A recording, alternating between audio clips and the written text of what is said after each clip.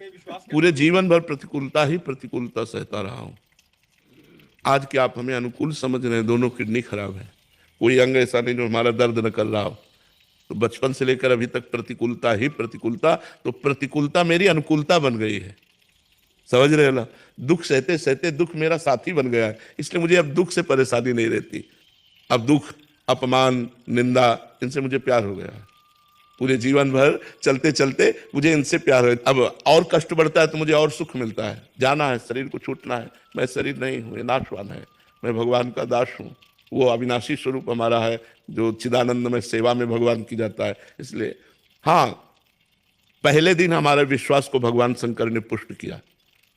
जब मैं 13 वर्ष का शरीर था तो शाम के माताजी से केवल बताया, पिताजी से तो हिम्मत नहीं थी क्योंकि बहुत कठोर स्वभाव के थे, तो उनसे डर लगता था बात करने में। तो माताजी से कहा कि माताजी हम कल बाबा जी बन जाएंगे।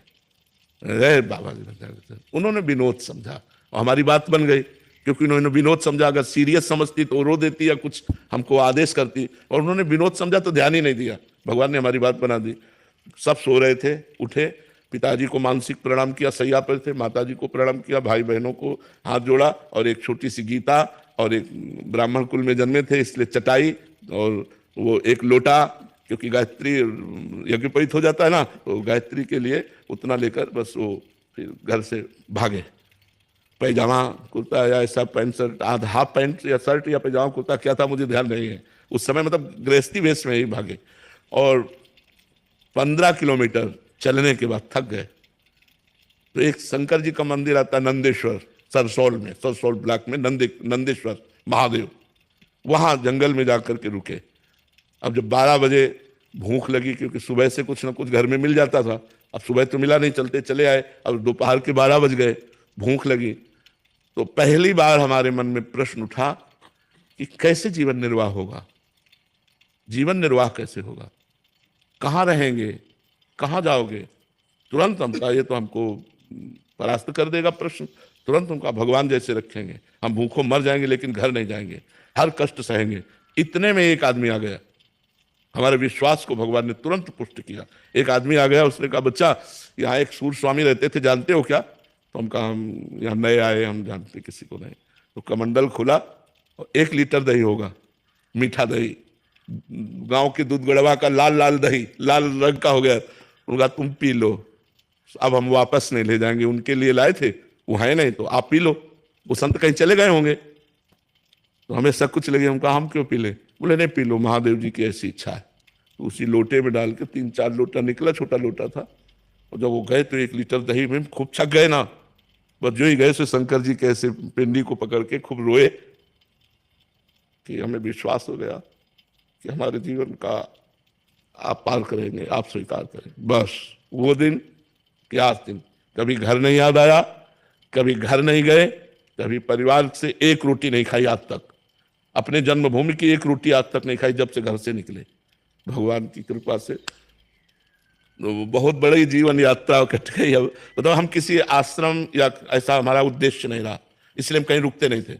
1 दिन रुके, 2 दिन रुके, 4 दिन रुके, कोई विरक्त स्थान और भजनानंदी संत तो फिर साल 2 साल रुक जाते, जैसे सैनपुर में रुके, निम्बुआ घाट में रुके, ऐसे ऐसे स्थानों में रुके, घटिया घाट में रुके। नहीं तो ऋषिकेश से लेकर बनारस तक यही हमारा रोड था, बस यही घूमना गंगा के किनारे, और जो प्रारब्ध बरसात मिल जाए वही खा लेना, किसी से कुछ कहना नहीं, मांगना नहीं, कभी स्वेटर नहीं पहना, कभी साल नहीं ओढ़ा, कभी कंबल नहीं ओढ़ा, इतने दिनों में।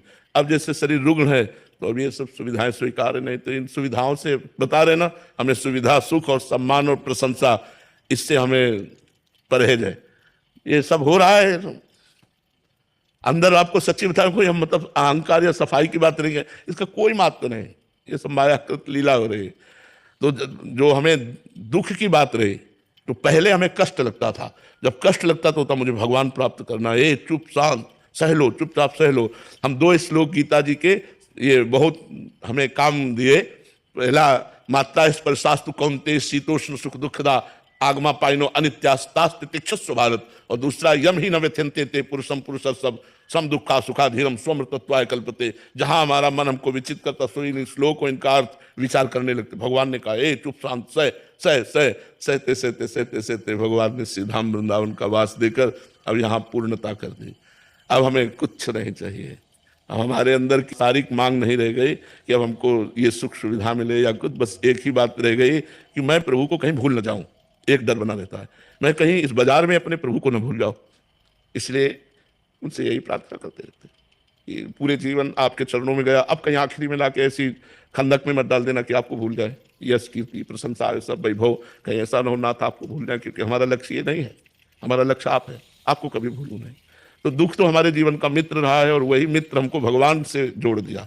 तो ये जीवन कथा है हमारी पीछे से लेकर के अभी तक। महाराज जी हम पर भी दया कीजिए कि हम भी भजन नहीं छूटे हमारा। हाँ, यही सबसे बड़ी बात है, भजन न छूटे, यही सार बात है। सार बात यही कि